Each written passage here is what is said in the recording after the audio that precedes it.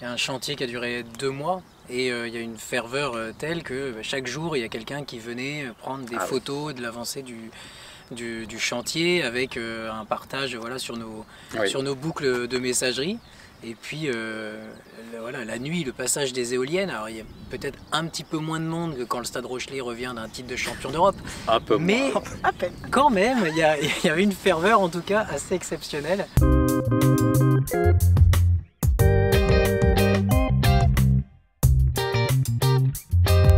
Guy, David, Annie, Bertrand, bonjour. Bonjour. Bonjour. Vous êtes des membres plus ou moins fondateurs de la COPEC, qui est une coopérative de production d'énergie citoyenne, et on pourrait même rajouter renouvelable, mais on va en reparler longuement. La première question que je voudrais vous poser, c'est d'abord comment ça va? Ça va super bien. Bien. Ah oui, très bien. Ça fait plaisir en tout cas d'être ici au pied des éoliennes, après 6 ans de travail acharné. On est à Andilly-les-Marais, effectivement. Ces derniers mois, on a vu pousser 3 éoliennes qui ont été mises en service récemment, il y a combien? Il y a 2-3 jours, c'est Vendredi précisément, donc de la semaine dernière, oui, donc il y a 3 jours. Et si ces éoliennes ont pu voir le jour, c'est grâce à la COPEC, je l'ai dit, donc coopérative de production d'énergie citoyenne. Qu'est-ce que c'est que cette affaire derrière le nom comme ça qui peut faire peur, même s'il est plutôt transparent? La COPEC aujourd'hui c'est un rassemblement en fait, de 373 sociétaires, donc des gens, enfin il y a des citoyens parmi ces 373, il y a aussi des collectivités, il y a aussi des sociétés, des associations. Et ce sont des sociétaires qui ont décidé d'agir pour la transition énergétique et de se réapproprier en fait la production d'énergie renouvelable localement. Voilà. Il y a aussi des collectivités qui sont partie prenante de l'aventure. C'est avant tout, moi je dirais, une aventure collective entre une association au départ, à nous l'énergie renouvelable et solidaire, et puis une mairie qui avait envie, une communauté de communes qui a accompagné, je veux dire quand même un industriel, l'énergéticien qui monte le projet, qui a accepté aussi un montage particulier, puisque de donner la main et d'accompagner un projet citoyen. Et puis c'est une aventure avant tout citoyenne, mais dans laquelle il y a voilà, tout un tas d'acteurs qui sont particulièrement coopératifs. Même si on est dans une période où on voit bien qu'il faut changer nos manières de produire de l'énergie, la question du coup va être un petit peu évidente, mais comment est-ce qu'elle a germé l'idée de créer cette COP, de produire de l'énergie bas carbone ici à Andilly? Oui, alors là, l'origine, alors on peut distinguer 2 origines, parce qu'il y a l'origine du parc éolien en tant que tel, donc voilà, qui a germé depuis 2015, et puis bon, les études ont commencé en 2018, avec 2 autres acteurs qui sont Terra Énergie, qui est un fonds d'investissement de la région Nouvelle-Aquitaine en énergie renouvelable, et puis Valorem, qui est l'énergéticien dont parlait David. Et donc dès le début, en fait, l'idée c'était de proposer à la commune de faire un parc éolien citoyen, donc c'est le 18e en France, et donc de monter une coopérative à un moment donné, de monter une coopérative qui allait s'occuper de ce parc, mais qui allait s'occuper aussi d'autres énergies renouvelables sur le territoire de Nice-Atlantique. Et ce qui est intéressant, c'est qu'on ne travaille pas tout seul. C'est-à-dire il y a tout un réseau qui existe au niveau de la région. Il y a une association qui s'appelle Sirena qui chapeaute la petite centaine de projets citoyens comme ça sur la région Nouvelle-Aquitaine. Et puis au niveau national, il y a Énergie Partagée qui s'en occupe. Et Énergie Partagée est particulièrement présent sur ce parc éolien. Donc c'est un des sociétaires, je dirais, de la COPEC, et qui a amené en fait aussi de l'argent qui provient de plein de citoyens en France, qui mettent de l'argent pour les énergies renouvelables citoyennes en France. Donc c'est ça qui est intéressant, c'est-à-dire qu'on est à la fois voilà, sur Andilly, un projet totalement local, mais aussi appuyé par un réseau national et régional. Alors oui, parce que quand on parle d'un projet de production comme ça, local et citoyen, il y a 2 difficultés comme ça qui viennent à l'esprit. Principalement, c'est comment est-ce qu'on arrive à s'inscrire dans le paysage sans froisser les gens qui y habitent. Et puis la deuxième question, c'est la question des financements. Alors sur la première, comment est-ce que vous avez fait pour embarquer un maximum de gens et puis ne pas avoir trop, parce que je crois que c'est le cas de mouvements contestataires à l'encontre de ce projet et 3 éoliennes. Oui, bon, on peut peut-être en parler avec Annie qui était aussi là donc très tôt. Hein. Donc très rapidement, on a souhaité en fait assurer une très grande transparence en fait sur ce développement du parc éolien. Donc faire savoir comment les études étaient mises en place, le faire connaître à tout le public. Et donc il y avait une association d'opposants également sur Andilly, mais avec lesquels on a toujours parlé. Bon, parfois c'était des discussions un peu rudes, mais voilà, on écoutait les arguments et certains étaient recevables, d'autres pour nous l'étaient moins, c'est des positions de principe. Mais bon, ce qui fait qu'aujourd'hui il n'y a pas eu de recours sur ce parc éolien, c'est sans doute le fait qu'on est dans une situation où il y a des retours économiques qui vont revenir sur le territoire. Et c'est un des arguments contre l'éolien, c'est de dire voilà, c'est une société extérieure au territoire qui vient récolter le vent chez nous. Bon, ce n'est pas le cas ici. Il y aura un retour économique direct, notamment par des travaux d'économie d'énergie qui vont être financés par la COPEC pendant les 25 ans à venir. C'est quelque chose de très concret et sans doute une première en France. L'autre élément, c'était aussi sur le terrain lui-même, parce qu'ici donc il y a des propriétaires agricoles et des exploitants agricoles sur les terrains. Et dès le début, on a proposé qu'il y ait une mutualisation des indemnités foncières. Donc, ce qui a permis d'éviter des guerres de voisinage pour la suite. Donc avant que les éoliennes ne soient implantées, qu'on sache sur quel terrain on allait les mettre, on a proposé aux propriétaires et aux exploitants de mutualiser une partie des indemnités. Ça a été accepté par les propriétaires et les exploitants. Et donc aujourd'hui, en tout cas, on n'aura pas ce type de situation par la suite, de situation conflictuelle. Bon, Yanni, je me tourne vers vous sur le volet budgétaire. J'imagine que ça coûte des sous de monter ce type de projet, même s'il y a du monde que vous avez essayé d'embarquer. D'ailleurs, c'est pas terminé. Vous cherchez toujours des gens pour devenir sociétaire de la COPEC. Bien sûr, bien sûr. Vous nous faites un petit, alors vous n'allez pas sortir le PowerPoint, mais un petit panorama de combien ça coûte et comment vous avez fonctionné pour réunir les fonds. Bah, écoutez, comment on a fonctionné pour réunir les fonds. Alors, on a été aidé par des sociétés. On a fait beaucoup de réunions où on a expliqué notre projet. Il y a quand même eu à chaque fois des personnes qui ont adhéré et qui ont continué à adhérer d'ailleurs, puisque ça arrive toujours. Et puis voilà, on a réussi à boucler notre budget. C'est une trentaine de millions d'euros, je crois, ici pour les éoliennes, 34 pour être précis. Oui. 33,9 précisément, voilà, le montant du projet. Et donc on a la société de projet qui porte le projet du parc, donc a fait appel à un emprunt bancaire, effectivement, à hauteur de 30 millions d'euros. Et il a fallu apporter sur les fonds propres 3,9 millions d'euros. Ça pour les 3 actionnaires de la société de projet, c'est-à-dire pour la COPEC, pour Valorem et Terra Énergie. Et en ce qui concerne la COPEC, donc il a fallu qu'on apporte 1,2 million d'euros. Et vous avez réussi ? Alors on a réussi en proposant justement à nos sociétaires des comptes courants d'associés, c'est-à-dire que le sociétaire fait en fait une avance à sa coopérative sous forme d'un prêt rémunéré. Alors on a proposé des durées différentes, 6 ans, 12 ans, 20 ans, avec des taux de rémunération de 3, 4, 5%. Et donc à travers ce compte courant d'associés, le sociétaire confie une partie de son épargne à la société de projet pour la réalisation du parc. Et il perçoit des intérêts tous les ans et il récupère son capital en fin de compte courant d'associés. Bon, et les gens, ils participent plutôt parce qu'ils espèrent un retour sur investissement ou globalement parce qu'ils croient au projet quand même? Non, si on cherche vraiment du retour sur investissement, on trouvera beaucoup mieux. Donc ce n'est pas la principale motivation. Mais on a quand même, on disait tout à l'heure, on est 373 sociétaires. On a réussi quand même à impliquer dans ces comptes courants d'associés 180 sociétaires. Pratiquement un peu plus de la moitié. Donc c'est pas mal. Et les autres, ils font quoi? Et ben les autres, soit ils ne sont pas prêts à le faire, ou soit ils n'ont pas les disponibilités financières. Enfin, il y a tous les cas de figure peuvent se produire. Oui. Mais on ne désespère pas aller les chercher aussi, puisque on continue quand même à cette levée de fonds, malgré le fait que le parc soit aujourd'hui construit. Il faut qu'on rembourse en priorité donc un prêt qui nous a été accordé par Énergie Partagée. Et donc on préfère que le financement soit le plus collectif possible et local, et on continue donc à faire appel aux sociétaires pour apporter les fonds. Je ne sais pas si on l'a précisé, mais Énergie Partagée, et tu fais partie du mouvement un petit peu Alors, Enerscope et contribuer à Énergie financer. partagée, effectivement, c'est le mouvement national de l'énergie citoyenne, hein, et il possède une branche donc, qui s'appelle Énergie partagée investissement qui justement soutient des projets comme celui-ci. La finalité quand même c'est de produire de l'énergie et d'alimenter les gens qui sont autour, j'imagine. On alimente combien de foyers avec les 3 éoliennes qui sont là?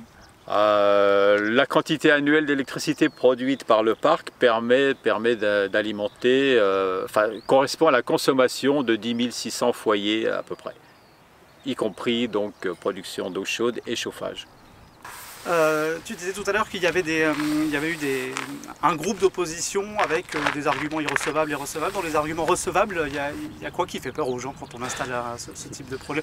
Tout est une histoire de point de vue en fait. Hein. Et donc, quand l'homme construit un aménagement sur un terrain, et donc il le transforme, bon, il est clair que les 3 éoliennes sont visibles.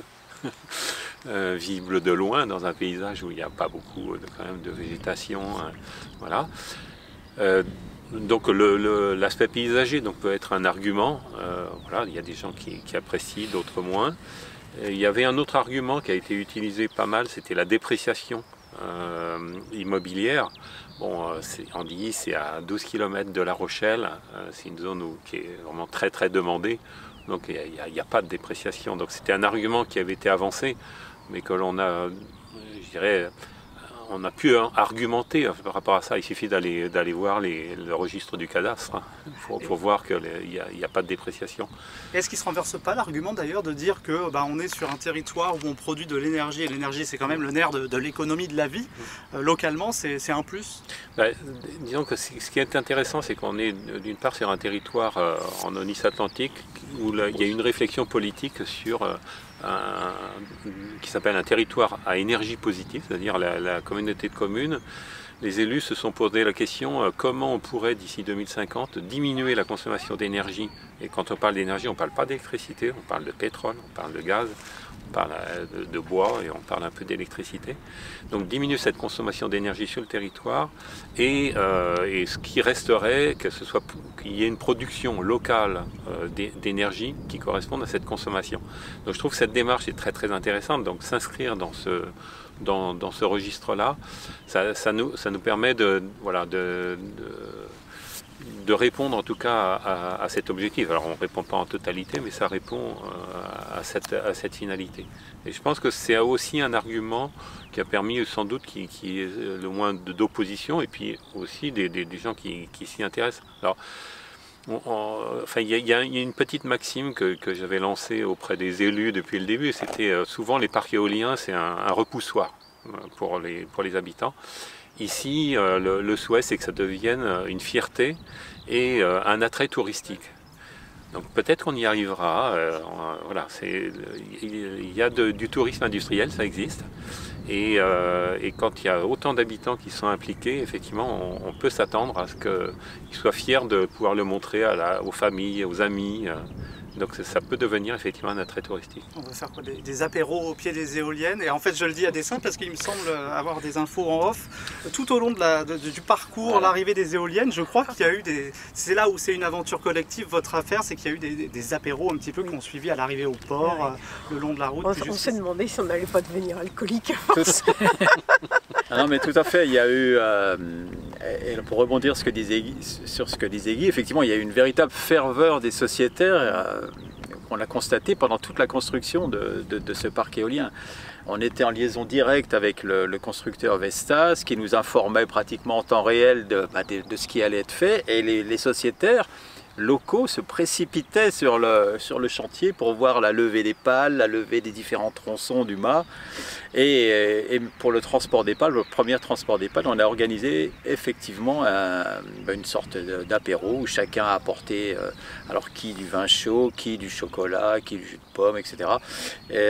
Avec des viennoiseries, et après le passage des premières pales qui ont été chaleureusement applaudi parce qu'on avait besoin de chaleur et il faisait 0 degré.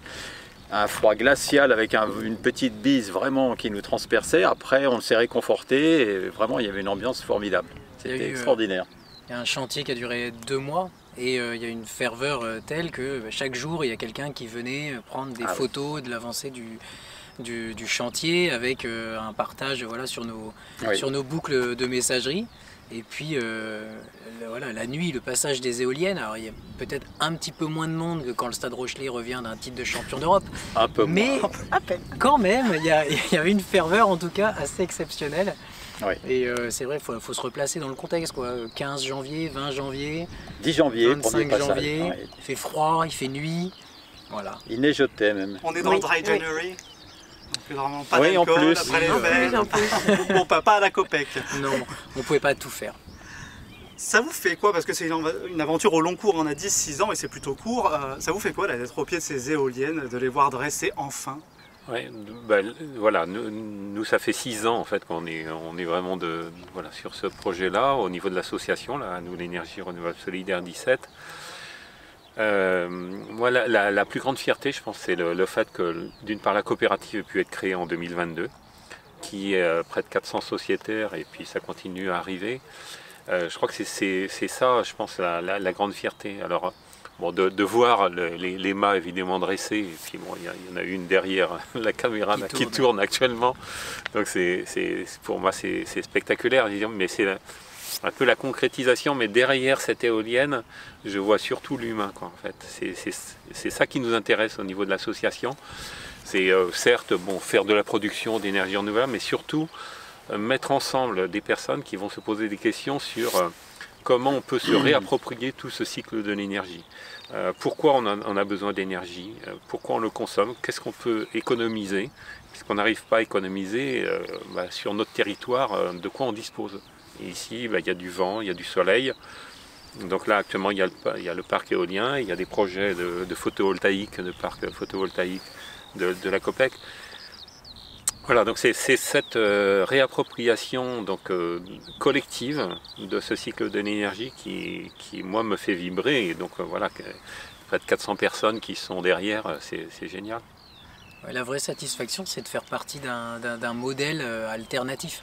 Parce que si tous les projets d'énergie renouvelable sont montés comme on a monté avant, des projets d'énergie fossile, et comme on crée aussi toutes les grandes infrastructures en dépossédant les citoyens, on n'arrivera pas à faire une vraie transition écologique. Donc là, c'est un petit projet dans un petit coin de France, mais qui symbolise, comme d'autres projets citoyens en France, que ce soit en photovoltaïque ou en éolien ou d'autres projets d'autres natures, qu'on peut faire des choses avec nos petits bras et en se mettant ensemble et avec l'envie de faire quelque chose de collectif, d'utile et autrement.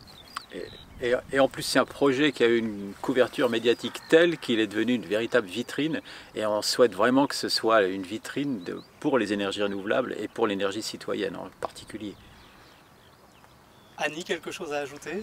Moi, je suis contente d'avoir fait partie de cette aventure, parce que pour moi, c'était une aventure, parce que je n'y connaissais absolument rien. Et ça a été une aventure vraiment que j'ai vécue d'une façon formidable. C'est ce que j'allais dire avant les deux dernières questions. Vous êtes en fait des citoyens énergéticiens maintenant, et être énergéticien, c'est avoir tout un tas de métiers, monter en compétences, parce que ça ne se fait pas comme ça, j'imagine, même si c'est pour vous qui avez monté les éoliennes évidemment, mais d'initier le projet, de le suivre au long cours, vous avez dû monter en compétences sur un tas de domaines, le réglementaire, le budgétaire, le mécanique, parce qu'on n'a pas parlé de recyclage, l'environnement aussi, comment est-ce qu'on inscrit ça dans l'environnement avec la LPO, toutes les questions que ça peut poser. Moi, je me souviens de l'Assemblée Générale Constitutive avec l'élection des membres du Conseil de gestion et la première réunion qu'on a découlée. Le 17 mai 2022. C'est vrai qu'on se demandait quand même ce qu'on allait faire dans les prochaines semaines et qui allait faire quoi. C'est vrai que ça faisait un peu peur. Oui, Dis, bon, et il n'y avait pas beaucoup de candidats pour le poste de président non plus. Hein. Voilà. Je me souviens très bien, mais il n'y avait aucun candidat. Non. Il n'y avait pas de candidat. Ils ne savaient pas ce qu'ils faisaient, c'est peut-être pour ça qu'ils l'ont fait. Personne ne voulait y aller. Oui. Oui, enfin, je pense que c'est vraiment ça, en fait, aussi. On est dans l'éducation populaire. D'ailleurs, tu parlais d'énergéticien, il ne faut pas exagérer, on n'est pas devenu énergéticien, mais on a appris beaucoup de choses. Et on a aussi participé à des évolutions vis-à-vis des professionnels. C'est-à-dire Valorem, qui est l'énergéticien sur ce projet, a appris beaucoup de choses aussi. C'était la première fois qu'ils faisaient un parc éolien citoyen, alors qu'ils sont spécialisés dans l'éolien, le photovoltaïque. Donc ils ont aussi beaucoup appris. Donc c'était cet échange-là qui a été très intéressant. Et voilà, donc alors tout le monde n'est peut-être pas devenu quasi-énergéticien, mais Non. en tout cas a beaucoup appris sur le sujet et va continuer à apprendre. C'est-à-dire le comité de suivi dont on parlait tout à l'heure, qui a été créé, lui il va perdurer. Il va perdurer et donc on parlera à nouveau des éoliennes, mais on en parlera différemment. On parlera plus de la construction, on parlera de la manière dont elles fonctionnent, les problèmes qu'on peut rencontrer et qui seront résolus, par exemple sur la réception de télé. On va résoudre tous ces problèmes-là parce qu'on est à l'écoute. On est à l'écoute aussi des habitants, des riverains, et on va rester à cette écoute-là. Donc c'est ça en fait la dimension humaine. Voilà, c'est pas un projet industriel posé dans un champ et puis on s'en va et basta, c'est plus notre affaire. C'est l'affaire de tous les sociétaires, de tous les habitants, ce projet-là. Et on disait tout à l'heure, parmi les sociétaires, il y a une cinquantaine de sociétaires qui sont des personnes mineures et qui seront sans doute les futurs dirigeants de cette société. Et d'ailleurs, la particularité, c'est que les différentes instances sont encore ouvertes. On peut encore devenir sociétaire, on peut encore s'impliquer sur le projet éolien, on peut encore devenir, prendre un compte courant d'associé, mais aussi devenir bénévole au sein de la COPEC, s'impliquer sur les prochains projets photovoltaïques. C'est complètement ouvert et au contraire, on accueille tout le monde avec plaisir pour contribuer. Bon, on refera un sujet sur le photovoltaïque, là je lance pas de questions parce qu'on arrive bientôt à la fin. Avant la dernière question, est-ce qu'il y a quelque chose, forcément que oui, mais qu'on n'aurait pas dit qui vous paraîtrait important de dire, ou est-ce qu'il y a un message que vous voudriez faire passer? Moi, il y a quelque chose que je voudrais ajouter aussi, enfin, c'est pour revenir un petit peu sur ce qu'on disait tout à l'heure, le fait que ça a transformé les entreprises avec lesquelles on travaillait aussi. On a pu constater, par exemple, Vestas, le constructeur de ces éoliennes. Bon, Vestas, habituellement, quand il fait un parc éolien, il se cache. Ils se cachent parce qu'ils ont peur des retombées. Et là, ils étaient surpris de voir défiler. Alors, bon, tous les médias sont passés, les journalistes, la presse écrite, France, bon, je ne les cite pas tous, mais enfin TF1, etc. Et ils n'en revenaient pas. Et eux qui ne parlent jamais à la presse, eh bien, ils ont demandé l'autorisation à leur service marketing national et ils ont été autorisés à être interviewés, ce qui ne leur arrive jamais. Et ça, c'était vraiment extraordinaire, j'ai trouvé que... Et eux n'en revenaient pas, franchement. Même les chauffeurs qui n'en revenaient pas d'être applaudis sur le parcours. Oui. Ça veut dire qu'on va vous réclamer toujours plus d'éoliennes, là, vous êtes prêts? Oui, si d'autres occasions se présentaient. Donc, après, bon, c'est une énergie colossale pour monter un projet là donc sur toute cette durée-là. Bon, avant que la COPEC ne naisse, c'est vrai que l'association était présente avec la commune, la communauté de communes, voilà, et Terra Énergie et Valorem. On a bossé à 5 pendant presque 6 ans. Donc voilà, le résultat c'est ça, c'est ces éoliennes, mais c'est surtout, pour nous, c'est surtout la COPEC. La COPEC qui a de beaux jours devant elle, et avec plein d'autres projets. On a la chance d'être sur une dynamique assez extraordinaire, effectivement. C'est pas courant, je pense pas, pour les coopératives de production d'énergie renouvelable, d'avoir une bonne fée s'est vraiment penchée sur notre berceau. Peut-être que vous avez créé les conditions pour que ça se sans passe doute, bien et que sans vous y doute. avez mis de l'énergie. Bien sûr, ah oui, on a fait ce qu'il fallait, c'est certain. Pour les messages, c'est bon? Ou Annie? C'est bon. Ouais. Alors la dernière question, avec tout ce que vous venez de me dire, je vous fais l'offense de la poser. Qu'est-ce qui vous rend heureux dans la vie?